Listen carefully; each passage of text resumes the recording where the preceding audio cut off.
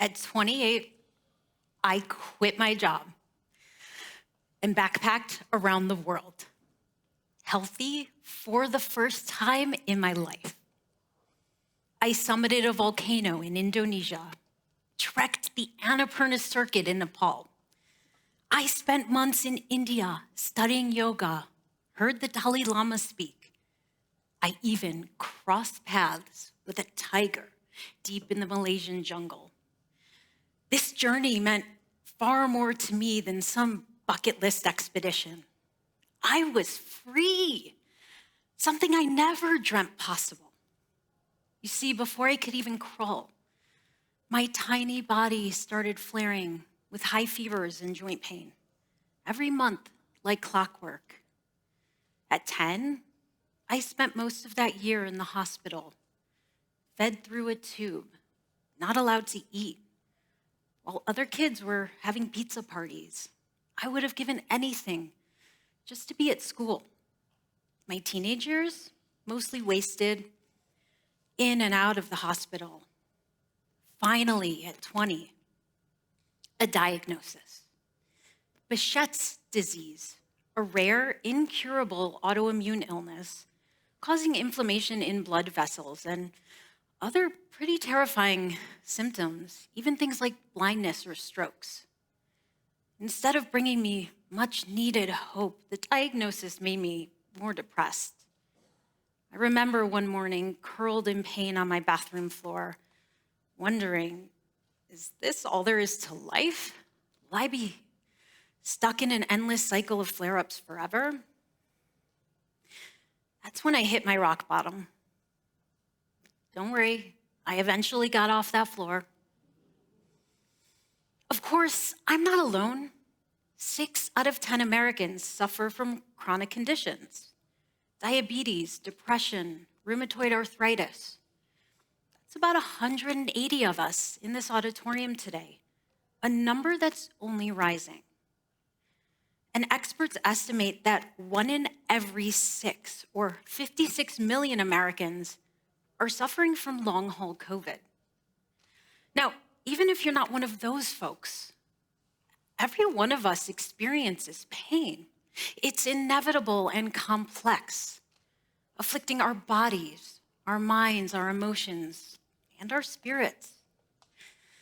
It's also our built-in survival mechanism. But too often it takes hold, becomes chronic. When it does, we fight it. But resistance to pain will always cause us to suffer.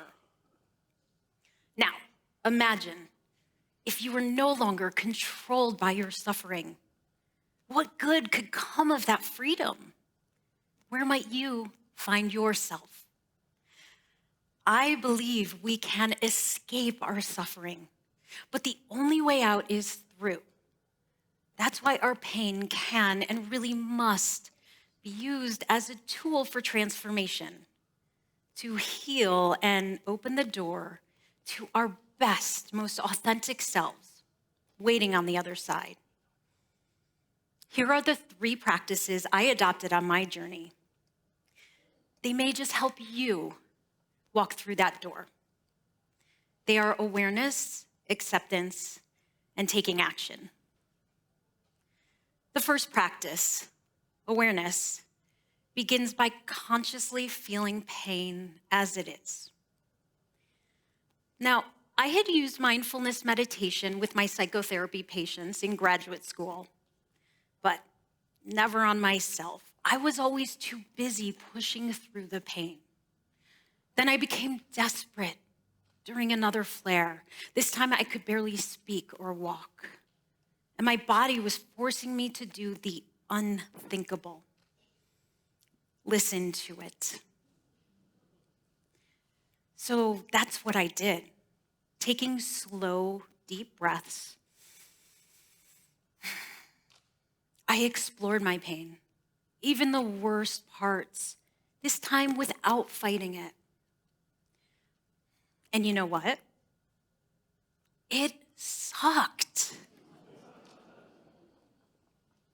But this awareness created a buffer. a space. And in this space, the pain could just be, without judgment. And I felt lightness, at peace, for the first time. Acceptance, the second practice, is a commitment to embrace truth, the one that awareness reveals to us, whether we like it or not. Now I realized that I had been ignoring my pain to prioritize others' needs, their suffering, my parents, my patients, my partner. It was making me miserable. In fact, I had spent my entire life trying to manage everyone's pain, including my own. The reality, I couldn't control pain. Pain just was. And embracing this truth gave me the courage and permission I needed to let go. Acceptance brought me to the third practice, taking action. I could continue trying to control, push through the pain, put others first. But now I realize that if I did, it could very possibly kill me. My life didn't work unless I was healthy and alive. And in fact, I had never been healthy. That's when my pain became this kind of call to action. I dropped out of my PhD program so I could figure out how the hell to get healthy and find freedom. So where am I now?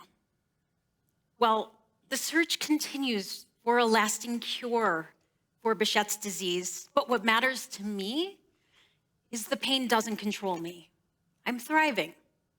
When I do feel pain, I take time and space to tune in, listen to my body, and cultivate awareness.